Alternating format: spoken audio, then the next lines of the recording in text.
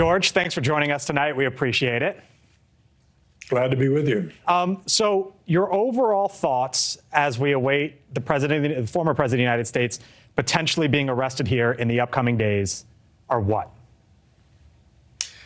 This is the last thing this nation needs at this point in an era of collapsing trust on the part of the public in their institutions.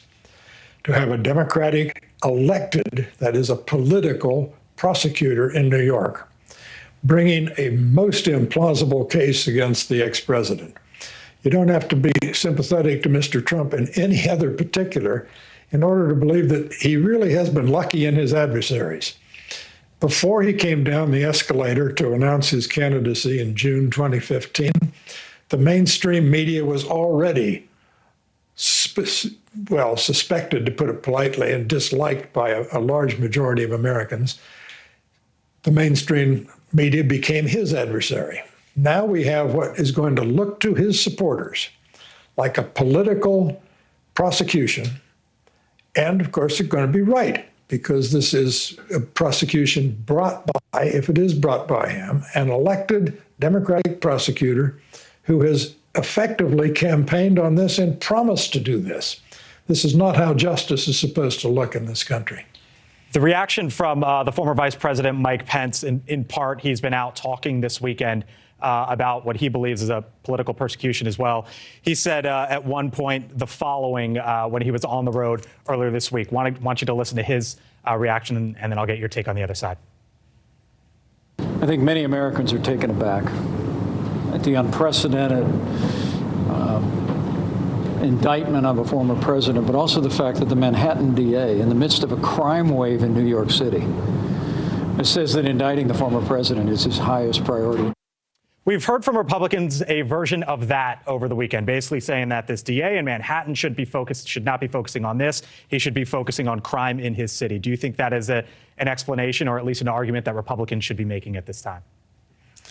That's an argument that all New Yorkers, it seems to me, should be making. You know, the crime, if such it is, that they're charging or about to charge Mr. Trump with, is a campaign finance violation. That is, that he used some corporate money, was passed along through a cutout, if you will, through his lawyer, to silence the porn star, Stormy Daniels, with whom he had an affair. Now, the country knew about this affair before they elected him. So that's not going to startle people. I think they will be startled by the fact that they're going to call that a campaign contribution. Oh, my goodness. This is, again, going to make even campaign finance regulation look suspect in the ideas of thoughtful Americans.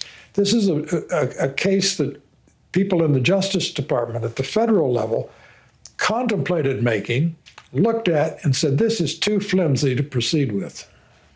There's the politics of all of this, because no matter what happens, if the president is indicted and charged, if he's not, we know that he is going to go forward with his presidential campaign, and there is nothing that can stop him from doing that.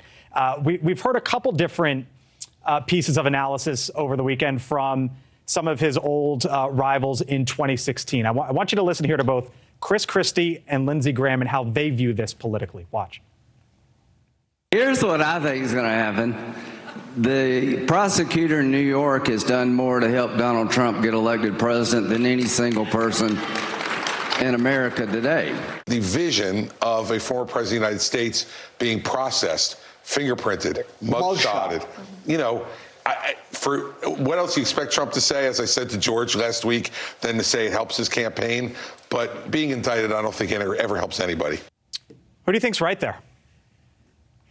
I think it helps Mr. Trump with his base. Now, his base is probably rock solid for him anyway, but this will simply ratchet up their intensity. And if I were Mr. DeSantis, who is the chief rival at this moment for the Republican nomination, I would not feel good were I Mr. DeSantis, because he knows this is going to simply increase the temperature in the Republican nomination scramble and make him, Mr. DeSantis, look like someone who is perhaps not sufficiently rallying around an unjustly persecuted rival.